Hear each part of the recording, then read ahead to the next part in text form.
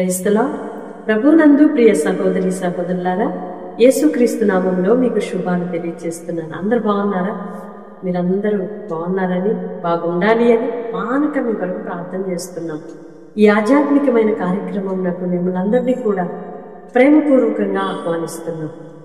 ప్రతిరోజు కూడా వాగ్దానం రిసీవ్ చేసుకొని ఇతరులు కూడా షేర్ చేస్తూ ఈ పరిచర్యలో పాలుభాగస్తులుగా ఉంటున్నందుకై ఎంతగానో మిమ్మల్ని బట్టి సంతోషిస్తూ ప్రభుకి మహిమ చెల్లిస్తున్నాను. మీ ప్రోత్సాహం, మీ యొక్క ఆశీర్వాదకరమైన జీవితం మేము కోరుకుంటున్నాం. దేవుడు మిమ్మల్ని దీవించునుగాక. ఆమేన్. సంఖ్యాకాండం 22వ అధ్యాయం 17వ వచనం. నేను నీకు బహుఘనత కలుగు చేసేదని. చదువుకున్న ఈ లేఖనంలో నేను నీకు బహుఘనత కలుగు చేసేదని. ఇక్కడ మనకు ఈ లేఖన భాగంలో బాలాకు బిలాముతో అంటున్నాడు, నేను నీకు ఘనత కలుగు చేస్తాను, నా పక్షమును ప్రవచించుమని, నా పక్షమున పనిచేయమని కోరుకుంటున్నాడు. అయితే బిలాము దానికి మొదటిగా ఒప్పకపోయినా తర్వాత ఆ ఘనతను ఆశించి పరిగెత్తాడు. ఇదంతా మనకు తెలిసిన విషయమైనప్పటికీ నేను చెప్పాలనుకుంటుంది ఏంటంటే, మనుషుల వలన కలిగే ఘనత అది నిలబడదు. మనుషుల వలన అంటే మనుషులలోనే కదా మనం ఘనతను ఆశిస్తామని ఒకంత మనకు ఆలోచన రావచ్చు. అయితే దేవుని చిత్తమునకు, మంచి మార్గమునకు వ్యతిరేకముగా, సత్ప్రవర్తనకు వ్యతిరేకముగా కలిగే ఘనత, గౌరవాలు అవి నీకు సంతోషాన్ని కలిగించలేవు ఎక్కువ కాలం. అంతేకాదు అది శాశ్వతంగా నిలబడేది కాదు. అంతకంటే దాని వలన నీకు శ్రమ కలుగుతుంది అని బైబిల్ చెప్తుంది. కనుక మనము దేవుని వలన ఘనత పొందాలి. దేవుని చిత్తానుసారమైన మార్గములో నడుచుకుంటూ కలిగే ఘనతైన, గౌరవమైన అది నిలిచి ఉంటుంది.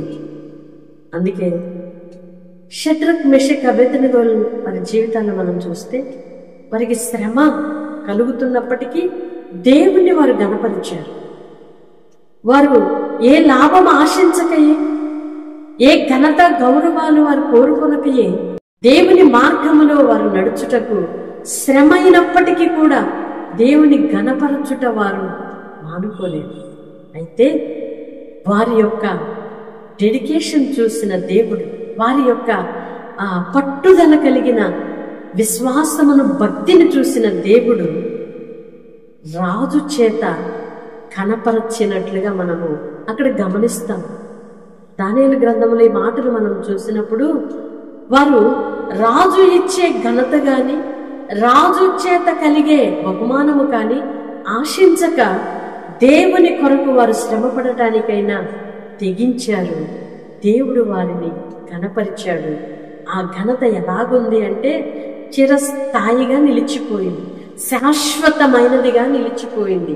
భూమి ఉన్నంత వరకు ఆ ఘనత నిలిచిపోయే విధముగా వారు ఘనపరచబడ్డారు. ప్రియ సహోదరి సహోదరుడా, మనం ఈ పాఠంలో ఏం నేర్చుకుంటున్నామంటే, దేవుని చిత్తానికి మనము లోబడినప్పుడు, దేవుని మార్గంలో నడుచుటకు వెళ్ళినప్పుడు అది శ్రమ అయినప్పటికీ, అవమానమే అయినప్పటికీ, ఒక్కొక్కసారి నిందలు పడవలసి వచ్చినప్పటికీ, ఒక్కొక్క సందర్భములో అవమానములు, అవహేళనలు, ఇబ్బందులు ఎదుర్కోవలసి వచ్చినప్పటికీ కూడా మనము ఆ మార్గమును విడువక ప్రేమించి ఆ మార్గంలో వెళ్ళినప్పుడు దేవుడు నిన్ను విడువక ఘనపరుస్తాడు, మరువక జ్ఞాపకం చేసుకుంటాడు.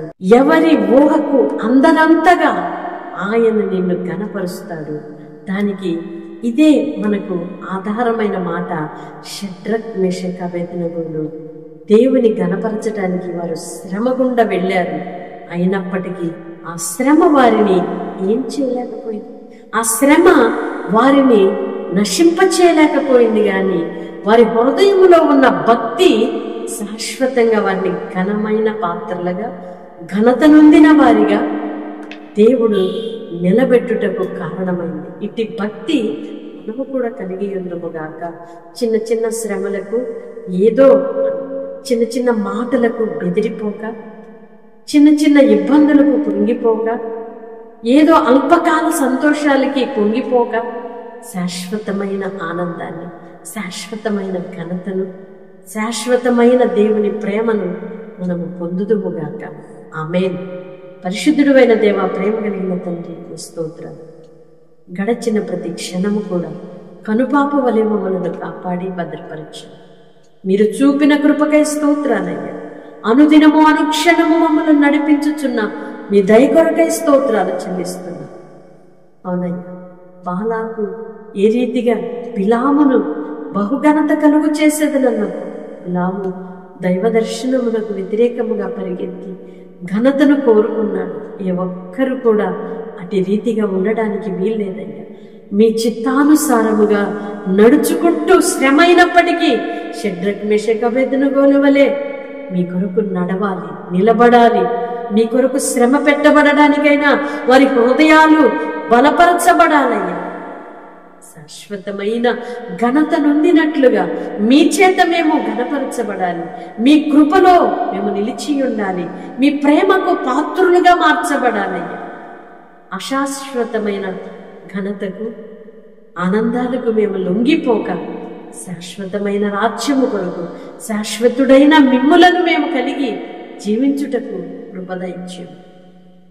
ఆ ప్రార్థనలు ఏకీభవిస్తున్న ప్రతి ఒక్కరిని కూడా వారి తలంపులను, వారి ఆలోచనలను, వారి నిర్ణయాలను మీకు అప్పగించుకొని శాశ్వతమైన మీ ప్రేమకు పాత్రులుగా మార్చబడినట్లుగా కృప చూపమని యేసయ్య నామములో ప్రార్థిస్తున్నాను తండ్రి.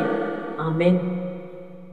దేవుని కృప మీకు శాశ్వతముగా కలుగునుగాక. కలుగుతున్న తాత్కాలికమైన ఆనందాలకు లొంగిపోయి దేవుని కృపకు దూరం అవ్వకండి. అశాశ్వతమైన వాటి కొరకు బానిసలుగా మారకండి. చిన్న చిన్న శ్రమలను చూసి భయపడి దేవుడిచ్చే ఘనతను పోగొట్టుకోకండి. దేవుడు మనకి ఆయన కృపయు ఘనతయు అనుగ్రహించి నడిపించునుగాక. ఆమేన్.